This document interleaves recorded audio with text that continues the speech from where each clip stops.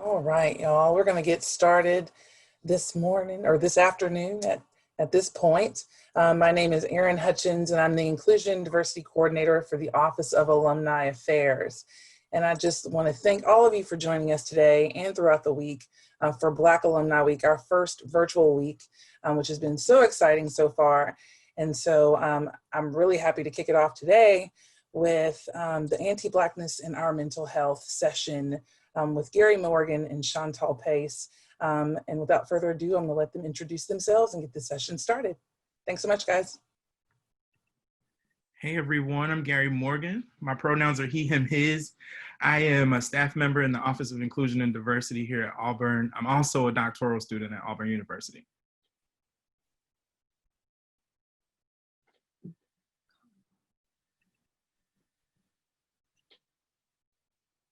I'm sorry, you were going. But hey everyone, my name is Chantal Pace. I use she, her, hers pronouns. I am an Auburn alum, graduated with my bachelor's in radio, television, and film in 2011, then went on to do a master's in higher education administration. I am a second-year doctoral student at the University of Georgia, and I am also a therapist in several places, and I consider myself to be a researcher as well.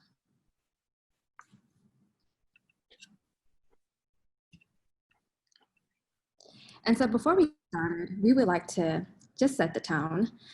This virtual space that we are in is sacred, and a sacred space differs from a safe and courageous space because sacred spaces are created for us and by us and are necessary for our healing. Sacred spaces are affirmative and protected and give us freedom to be ourselves and to evolve and grow. It reminds me of Toni Morrison's book, Beloved, if anyone has ever read that, and she talks about this place called the clearing. And the clearing is a place where we flesh that weeps, laughs, dances on bare feet. And so we hope that you see this space as your particular clearing, that you are able to be intimate and vulnerable, and also realize that this is definitely a challenge by choice. So there's going to be opportunities for you to jump in. And for those who may not identify as Black, we ask that you take a listening stance. And I'm going to hand it to Gary so he could guide us on how we can make this space our own. Yeah, so one of the things that Chantel and I wanted to do is ensure that we recognize that as Black folks, we stand on the shoulders of others. And so we want to dedicate this space to individuals who we are standing in this room for, right? Virtual room, but we're here with them on our thoughts and the ways in which we show up today. And so for me, understanding that this space can be dedicated to folks who you know and who you don't know. And so for me, I'm dedicating this space to my daughter because her healing is important. And so as I think about what they tell us on the airplane, right, I have to put my own mask on first. And so my healing, her healing is connected to my healing. And so thinking about that. And so what I want you, Chantel, did you want to dedicate the space as well? Absolutely. So I stand on the shoulders of my father, Kenneth Pace, who passed away in 2008. And he taught me what it means to celebrate and love my Blackness. So I'm bringing him into the room. Okay, and so what we want to do, so in the chat, who are you thinking about? Who are you honoring and dedicating this space to? And so meet us in the chat, type who you're dedicating the space to, recognizing you don't have to know those individuals or they can be folks who are close to you. And as you're doing that, we're going to read some of the names you type in. So my husband,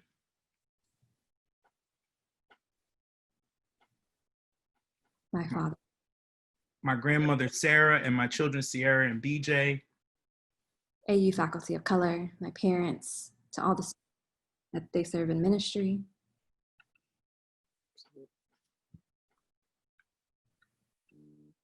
My parents, my mom, my grandfather, family.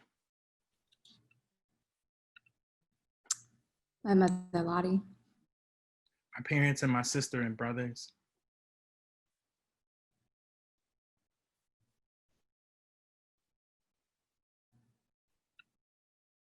My sister.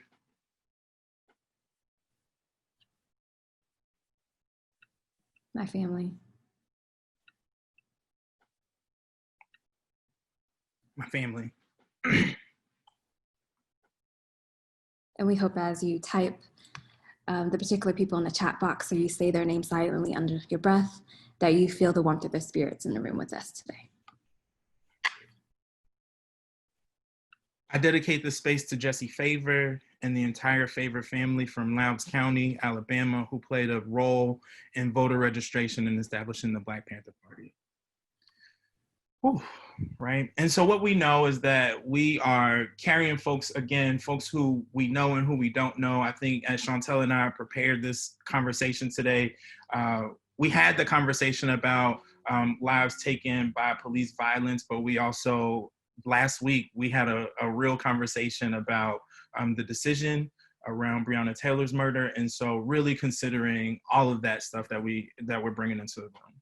I also want to get these last two in: family and friends and my husband, right? And so these are our intentions, right? So as we thought about this conversation, we are really trying to facilitate a conversation about our healing, specifically around racial stress and racial trauma. We have some resources that we'd like to share, and so we are attempting to share that knowledge. And then also thinking about the ways in which we assist you in your journey of radical self-care. What we know is our existence is resistance, right? And so our laughter, our joy, right? The ways in which we smile, the ways in which we show up, our breathing is resistance. And so we believe in this level of radical self-care. And so that's something that we are bringing into this session. What we also want to say is that this is not therapy. And so we will be discussing some potentially hard stuff. And so what we invite you to do is think about the ways in which you might turn your screen off, your video screen off, the ways in which you might go get a glass of water, take time for yourself as we discuss these. Chantel, you want to jump in on that? Anything else? Yeah, so just do whatever you need, care of yourself. And we do hope that you benefit from this conversation. Absolutely. So we're going to jump right in, right? So as you think about your experiences at Auburn, shout out to Black Alumni Weekend, right? So as we think about your experiences at Auburn and or other times in which you've had to navigate predominantly white spaces, in the chat, describe your experiences in one word or one phrase. I know that's a lot to ask for, but we're asking for it. One word, one phrase. Disappointing, frustrating.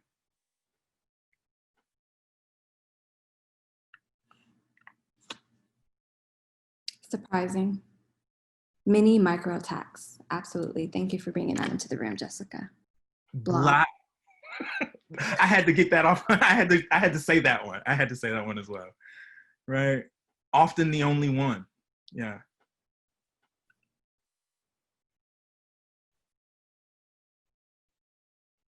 Accommodating, unreal. Mm-hmm. Judged.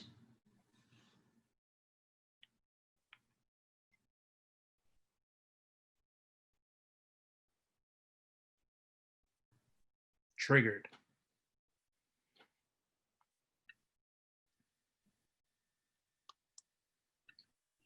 And so what we know as we're reading this, learn, right? So as we're reading this, on large majority, those experiences have been at our detriment. And so our hope is that, again, this space will be useful in challenging and the ways in which we might push ourselves, right, to this thinking about healing and health. Yeah, so in thinking about all of our experience at Auburn, like the frustration, the surprising things that happen, maybe the culture shock that you experienced, and even spaces that you navigate now that are predominantly white, we wanted to talk about mental health in a broad sense, specifically within our community. And so Black folks make up about 13.4% of the population here in the United States. And out of this, over 7 million of us have reported having mental health problems, and emphasis on reported, right? And so we know that number is not really the real number. And so this number gives us more perspective on the importance of having this conversation that we're having today. And just to point out the fact that the 7 million people that have reported mental health problems is more than the population of Chicago, Houston, and Philadelphia combined. And so this gives me perspective on how much we need to take care of our mental health. But I'd be remiss if we did not talk about this perspective in context. So when we're talking about mental health in the Black community, it's so important to provide context. And so for me, a lot of my research, a lot of my clinical work revolves around helping folks understand that oppression is a cycle.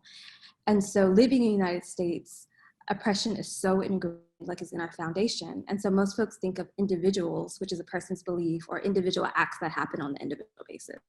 When in reality, it's this three-part cycle where these individuals create systems that create laws that send messages to our culture, and it happens simultaneously all over again. And so if we're going to think about ourselves as Black people or people of African descent, then we must understand that oppression and racism, sexism, all the intersections and identities that we have and hold interplay and really impact our mental health.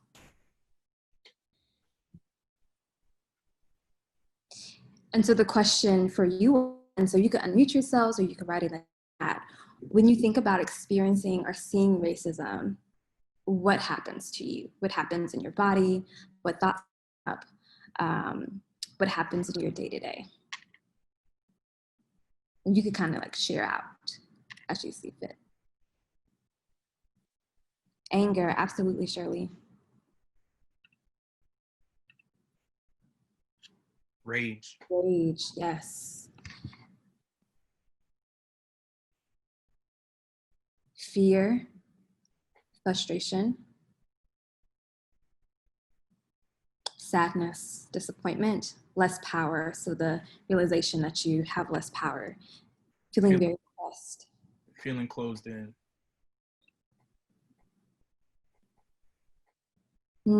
I love that, Leslie. Anger that leads me to shut down to avoid lashing out.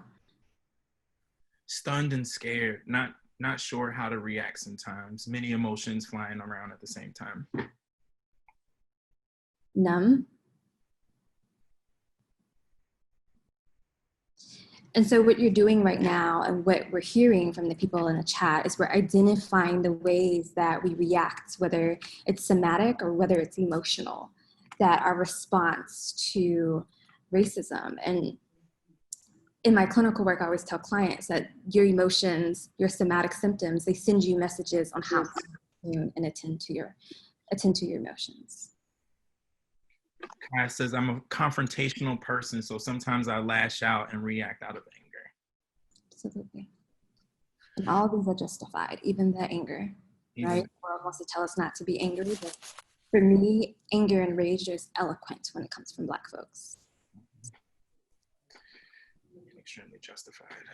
Okay, so when we talk about some of this, and I think if you go back through the chat and look at your answers to this last question, right, you'll see what is defined here as race-related stress, right? And so what we're talking about is the psychological and emotional distress that an individual group of people experience, right, as a result of being targeted by discriminatory acts. But as you saw that cycle, you should also think about this not just in the interpersonal, but also by the system, right?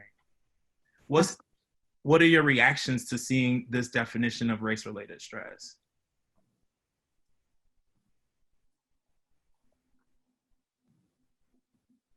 Feel free to unmute yourself and or jump into the chat.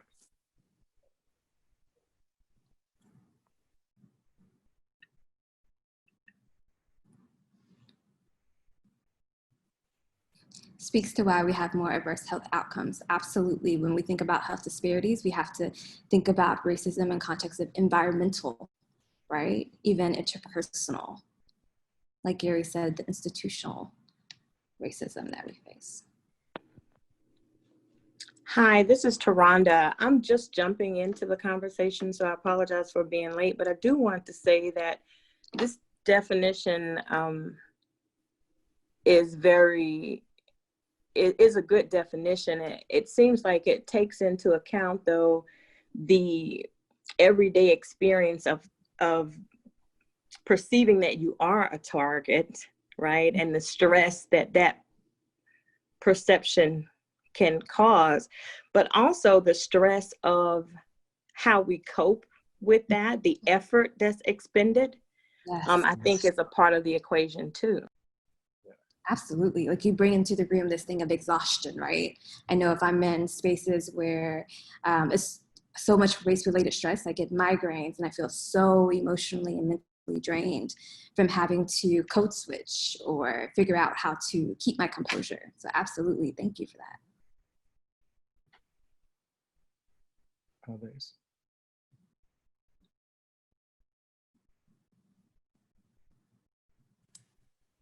I like how you said, and I want to make sure I understand when you said code switch, because when you said switch, it reminded me of being in a space where I am the only African American working in that office, and that's happened quite often over these years, and realizing that I have to be one person in the office and another person once I leave.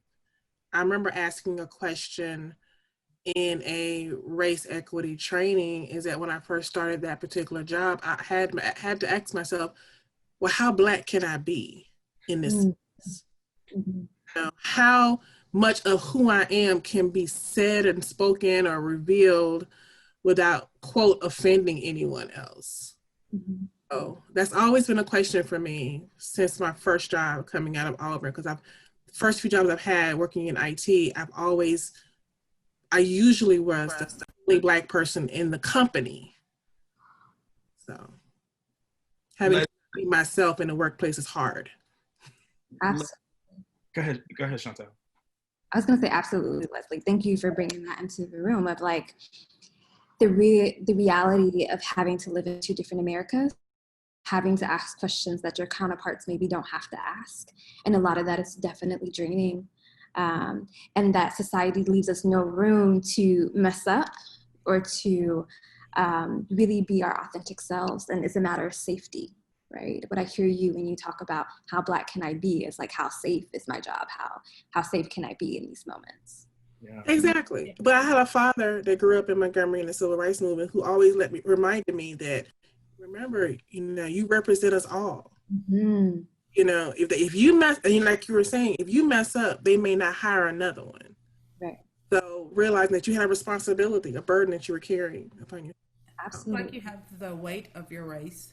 Mm-hmm. You have to deal with that. Exactly.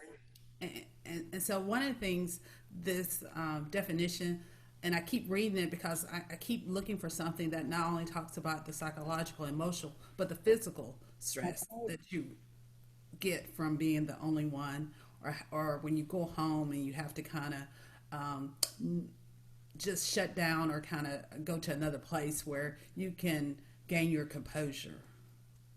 Absolutely, Shirley. Like you're talking about the connection of the mind and body, which is so essential to our self-care. It's like these things are happening to us mentally and they have somatic and physical outcomes. Like for me, I can't really tell you emotionally what depression looks like, but I know that my left eye starts twitching and I know I'm drained and I get migraines. And so talking about that emotional and physical toll that you have simultaneously is so important. Thank you. Can y'all hear me? Mm-hmm. Okay. Hi, my name's Kai. I'm a current student at Auburn. And I'm majoring in psychology solely because of this kind of. And my double minor is in counseling and human sciences. So I personally went to a predominantly white high school for half high school and then went to predominantly Black. So I've seen both sides of it, and being one of literally 8 Black students out of a school of 600 was definitely different. And at my school, my mentor, I kind of basically just want to be her. She was our in-school therapist at the school where it was mostly Black kids. And for us, how I saw it was that stress that we got from being in that scenario or being in that situation where we're in history class, and of course it's a unit over slavery or over civil rights, and everybody turns to you about questions. Literally the only one in my AP US history class, like sitting there and have to represent all Black people and speak for all Black people, and just wishing that I had her as an outlet, because again, our faculty, we only had, I think, maybe 2 Black teachers. So again, not having anybody to go through that stress with. But my mom in her field, she's the only Black woman or Black person, I think, at her level. So she's the kind of person that I go to when it deals with like things in a professional environment or things that I have to work with. And like now at Auburn, even though like I'm involved in BSU too. So like having that as a way to connect with others in more of like a professional leadership role has also helped me. But now that I'm here, this year I'm an RA. So now I got like 2-3 name tags at Auburn, and just, I'm in the village. So like I have mostly like the sorority dorms kind of, and like there, and I know we have like Ellery and like other people that are like here that are Black in those leader positions, but like me having to deal with some of the things that my residents say to me and like do, and still having to be like, no, Kai, you can't really say that and show that part of you because you're supposed to be the RA and like the leadership person in this role, and really having to, I don't want to say tone myself down, but almost having to, you know, speak a certain way. Like I've dealt with that too, like, you know, how people call you Oreo or that you speak white or something like that. Cause I'm from Chicago. So like I have like a completely different side to me that I can't really show.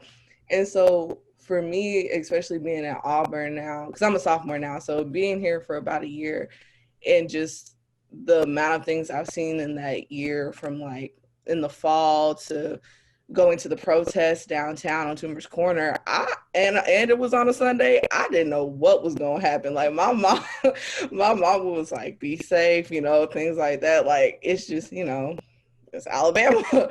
So just having to go through that and like navigate that in a professional setting is one of the things that I've really had to struggle with almost. And it does take a toll on your body. Like it does take it out of you, because up until I had to do like this job now, like I said, I was in BSU and stuff like that. So I never, and there were people that looked like me. So I never really had to put on a face per se. But now that I feel like I do, I don't know, it's just harder for me to navigate through that. And I just have to be like really mindful of what I say. Cause like the word that I use was triggered. Like literally when I'm in those spaces, I'm so aware of my skin color. Oh my God. Like not, I mean, and you know, as Black women, I mean, yeah, sure, women is another identity you got to deal with, but Black, like that's the literally when you come in, that's the first thing that anybody sees in the room. And so, yeah, just having to navigate through that has just, you know, it's been different. It's been an experience. I love my job. Oh my God, don't get me wrong. I love it. But it's been a journey to say the to say the least. So if y'all have any advice, please, I'll We're take going to get to that. And as a therapist, you know, I'm going to be like, you could hold two things at the same time. You could love your job, but then also know that it comes with some mental health implications because of the identities that you hold. And there's nothing wrong with holding those things simultaneously. So thank you for being transparent and sharing your experience with us in the room.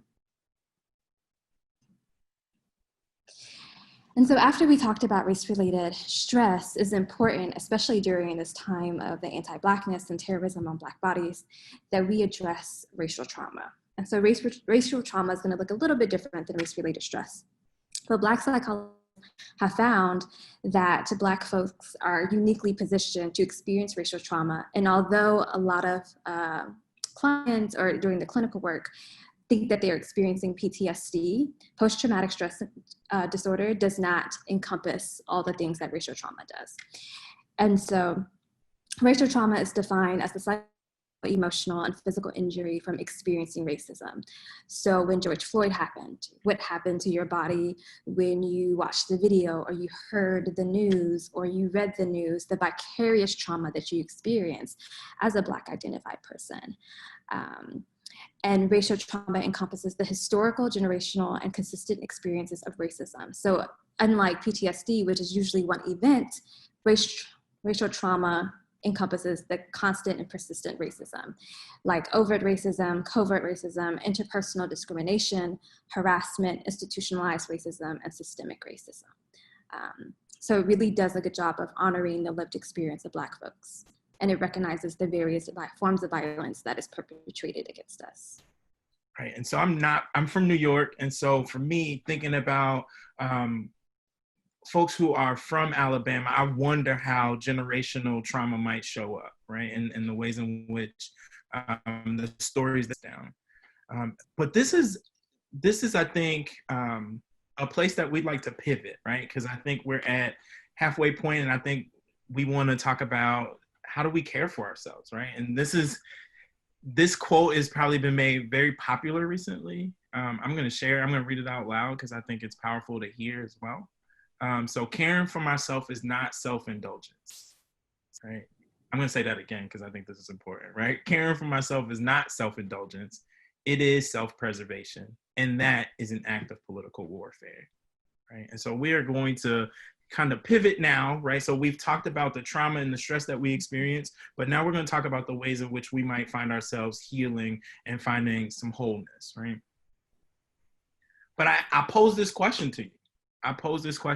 How do you know something is healthy and or healing? Anything. How do you know something is healthy and or healing? You could write it in the chat box, or you could unmute yourself. After peace. Mm. It's growing and it's thriving.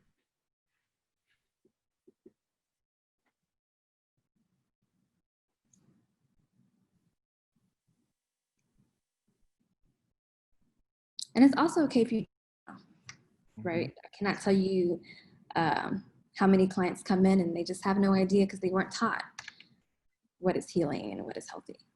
The aha and the self-reflection of seeing the growth. Yes, Jessica. That's good. Physical and mental relaxation, my actions and spirit shift. Ooh, y'all talking some stuff. We here today, y'all. The spirit shift is so important. It produces good fruit. Okay, I'm done. We're done. It produces good fruit. Come on, y'all. That's good to me, right? And what is good, right? I think that's a really great question. And good could be different for all of us, which I think is a really great way to hold space for all of the ways Blackness shows up and all the ways Black people are, right? You feel lighter. Absolutely, you feel lighter. All right. A vibe on the inside. Yes, Chandra. Yes, it is definitely a vibe. This feels like a cookout. Okay, I'm with it. All right. And so moving into, we just had this conversation about how do we know something's healthy and healing? But what I've seen in my clinical work is the word self-care thrown around so much. Like everybody, you gotta have self-care, make sure you do that self-care thing. And a lot of mainstream media will have you thinking that self-care is like getting a massage and binge watching Netflix and distracting yourself. And yes, those are all good things, but those are things that self-soothe you. So self-soothing is what we can do in the moment to give us comfort and distract us during difficult times, right? But it doesn't necessarily attend to our emotions. We're not necessarily confronting what is going on the inside, right? And so that is what self-care is. So self-care is any intentional action or practice that we do to take care of ourselves in the long term.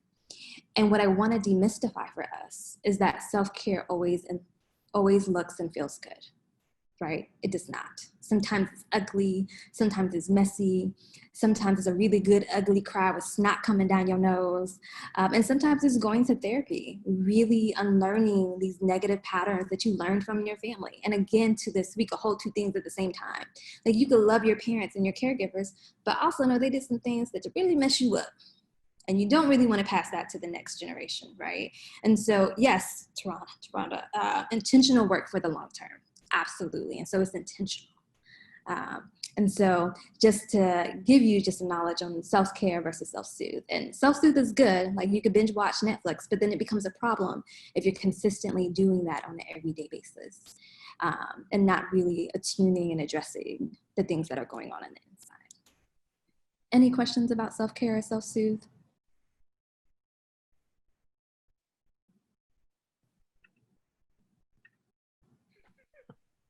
Annalise Keating's not cry. I love it. Yes, I love them scenes. It is everything. All right.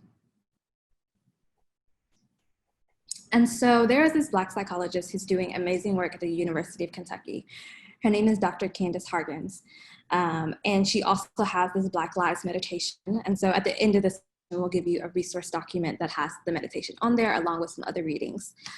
But she talks about these 4 different levels of self-care specifically for Black folks because we're such a unique demographic, right? And so our healing is going to look different from our white counterparts. And so the first one is numbing, which a couple of you all brought up earlier. And so sometimes numbing can be seen as a bad thing, but for us, it is a strength, right? And so I really hope that you see numbing as a strength, that we numb sometimes to get through the day at work, or to take care of our kids, or to just compartmentalize those things. Oh, I see the question. What's the idea behind using folks instead of folk? So the reason why we are intentional about putting an X with folks is so that we could be inclusive of our LGBTQ plus community, and for those that are gender non-binary. So just wanted to answer that question really quick. And then you go into self-care, which is the intentional act that we talked about earlier. And then the third one is collective care. And so when I think about collective care, and I'm from Birmingham, Alabama, my mind instantly goes to cookouts in the backyard, right?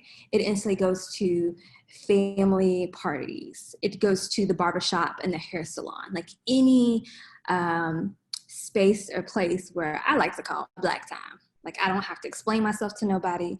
I could essentially be and be replenished by my people, right? And then the last one is so important because whether you're religious or not religious, there's just something magical about Black folks because we have this thing called spirit, right? It tells us where to go, when not to go, like something just wrong with your spirit. It's like the saying when my nerves are bad.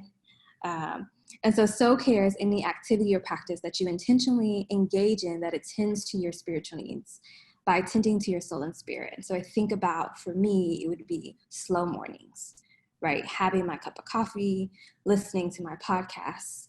It's meditating and prayer. So anything that replenishes my spirit so that I'm not constantly drained. Yes, family reunions, absolutely collective care. So this is our question, right? We want to spend the most of our time here, right? Is thinking about our next steps. So what we're going to do is give you about 2 minutes. So focusing on, and I'll put that back up, the grid that you just saw, right, is how will you invest in your healing, right? How will you think about the ways in which you look to think about and atone for racial stress and racial trauma in your own experience. Oh, thank you. So you also have the worksheet in front of you because it's in the chat. And so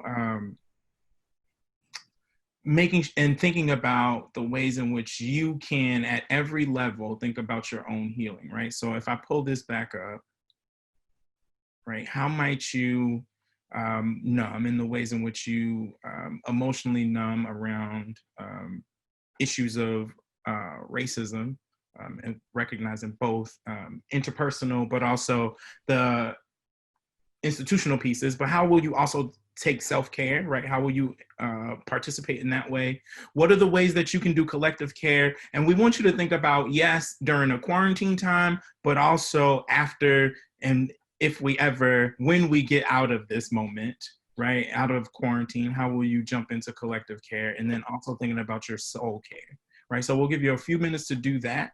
And then what we want to do is have you share out, and maybe your ideas will spark somebody else's. And again, this is us leaning on collective care in this moment.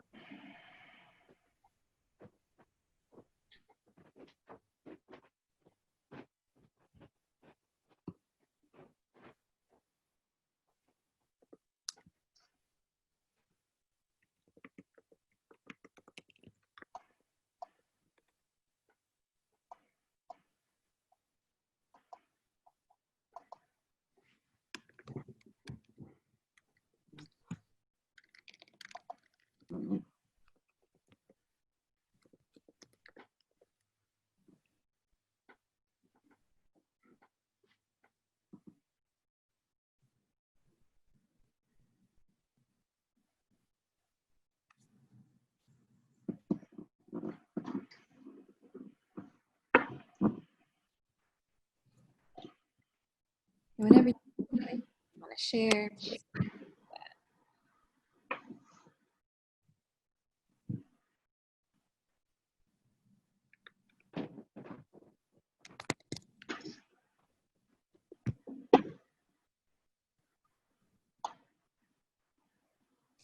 And I know we just had someone join. So right now we are looking at Dr. Candace Hargan's self-care levels for Black folks. and just really reflecting on how can we invest in our healing when it comes to numbing self-care, collective care, and self-care. So thinking of ways how you can engage in these levels of care.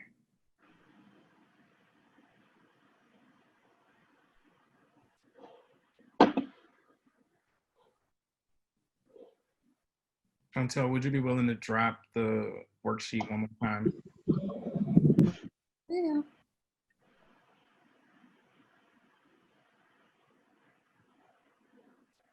It's in the chat.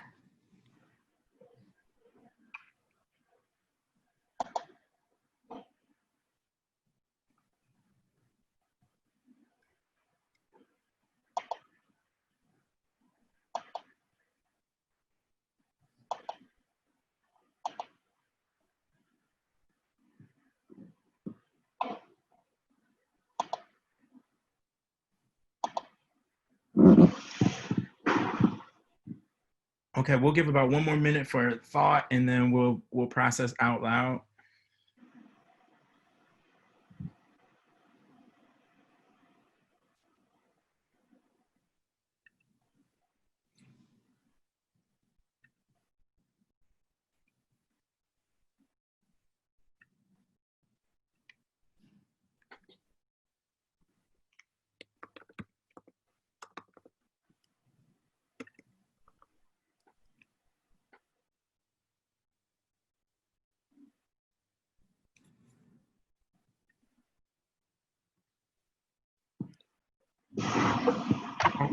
So I'm gonna move through.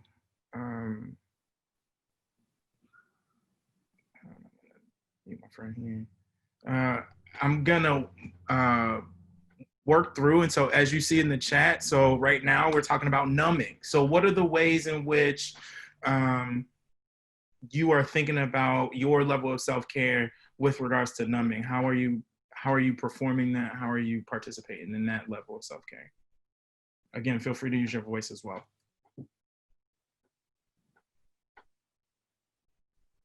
And also, if you don't necessarily know, you could also voice that too, and we could talk through it. Yeah.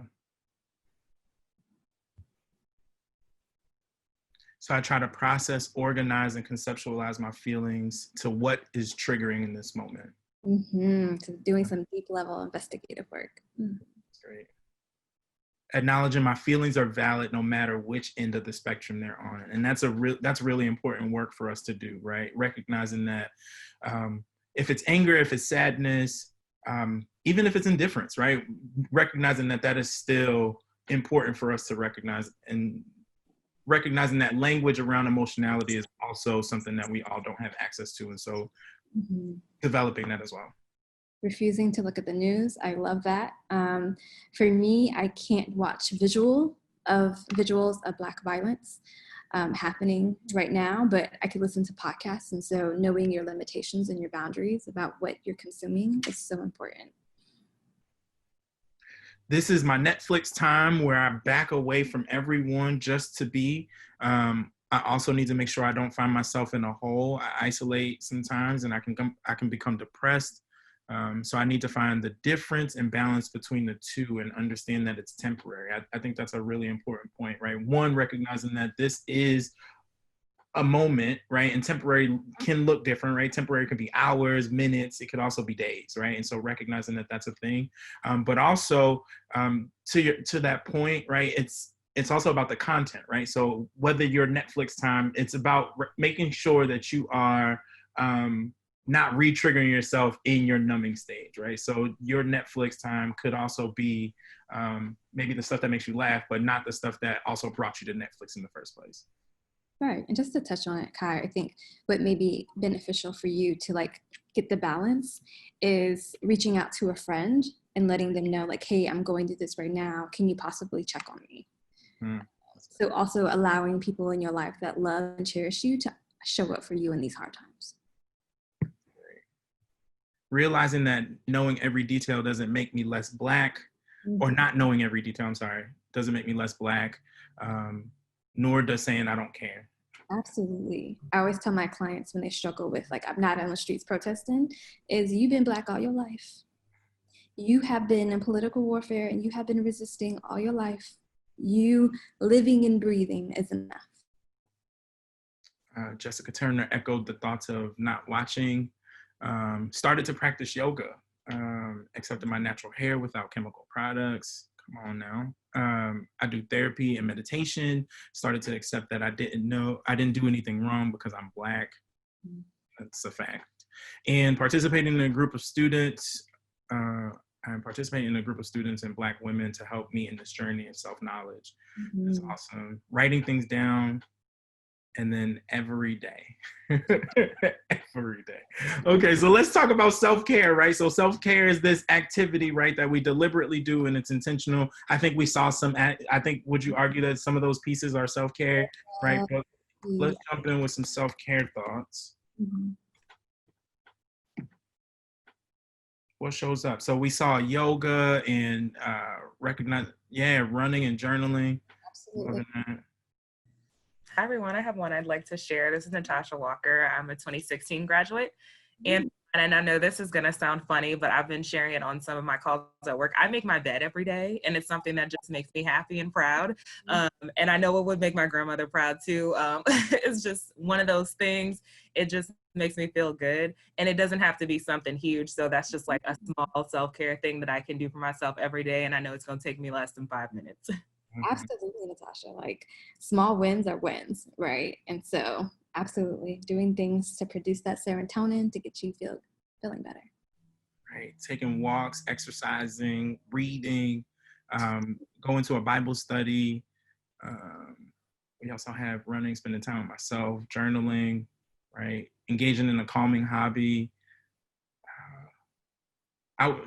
Yes, a calming hobby, right? So that looks different for all of us, right? And so figuring out what your hobby might be is important. Exercising, cycling, lifting. Y'all some fit folks out here, I see. Y'all out here working out. Y'all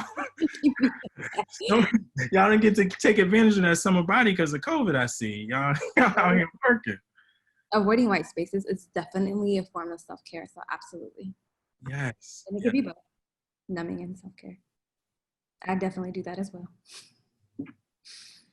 All right. And then the skincare routine. I love that, right? So making sure that you're taking care of that, your face and in the ways in which you show up, right? So let's look at collective care. Hold on, let me get that in the chat. The hope is that you can pull this chat down or the chat can be sent out so folks will have some record of how you might be able to, right? Which is the reason why we're trying to be intentional. Church, small group, absolutely. Family Zoom meetings, Marco Polo groups, being intentional about affirming and encouraging the Black folks around me. Yes, I love me a Black compliment. I think my favorite is when Black men greet each other and they'll be like, hey, how you doing? I can't call it. I'm just trying to be like you. It's my fave. Walking, Bible study, focus on how I can help someone have a better day. Absolutely. Girl time, travel time, family time, fun gatherings with my fellow alum. There you go. You got your compliment back. There it is. Encouraging one another, backyard events, post-COVID. Thank you for the hair compliments. I'm trying to get my twist out together. Some days it works and some days it doesn't. It works today. Absolutely. Right. So this collective care, right? All right. Reconnecting with my Auburn buddies. Always refreshing to hear from the guys who I've shared experiences with for the last 30 years. Absolutely. Kicking is the form of collective care. Let me tell you. Yes, absolutely. Whew. All right. Last but not least, let's jump into soul care. How might you take care of your soul? It's your spiritual needs. Here, can y'all hear me? I don't know why I keep saying that a thing is on mute. Okay, just butt in real quick. So we have Empower, which is kind of like our Black Bible study on campus.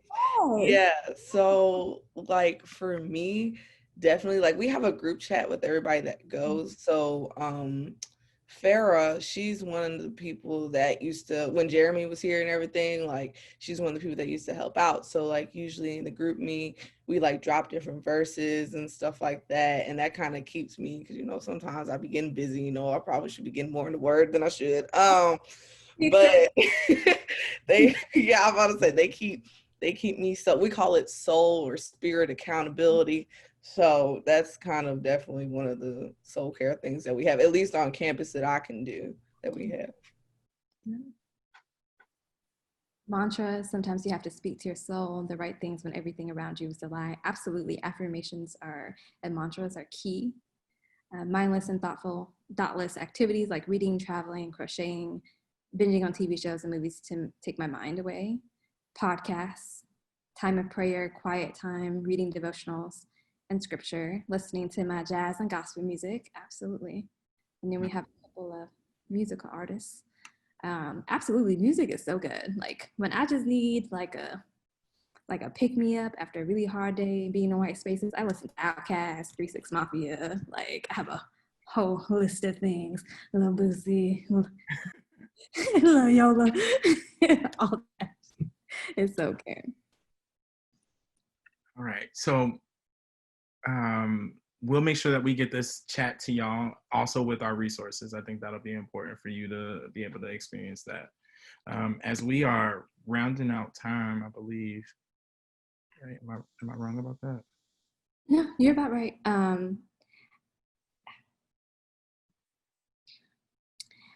I wanted to leave this session with a quote that my mentor advisor always tells me when things get hard for me.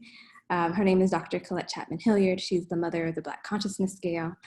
But she always reminds me that just because we are tired doesn't mean that we quit. It means we must learn how to rest. And that rest is an act of resistance. It is a form of activism. And to really find time and be reflective, to have balance and to really rest my soul and my spirit so that I could continue doing the good work. And also in the chat, I dropped a resource list that me and my colleagues made specifically for people of African descent. And it has podcasts, it has reading resources, it has meditations, and all of these have been personally vetted out to ensure that it is beneficial to Black folks' mental, spiritual, emotional, and physical health.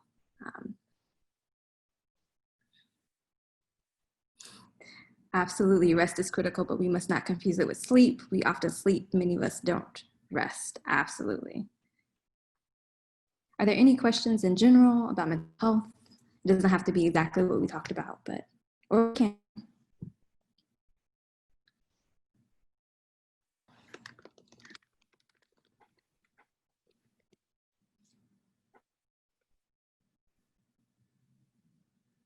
And I also do want to recognize that the fact that each and every one of you showed up, you gave us the gift of your time, and me and Gary really appreciate it. And that the fact that you showed up to learn about anti-Blackness and how it impacts our mental health is a form of self-care, that you truly and really did show up for yourself today.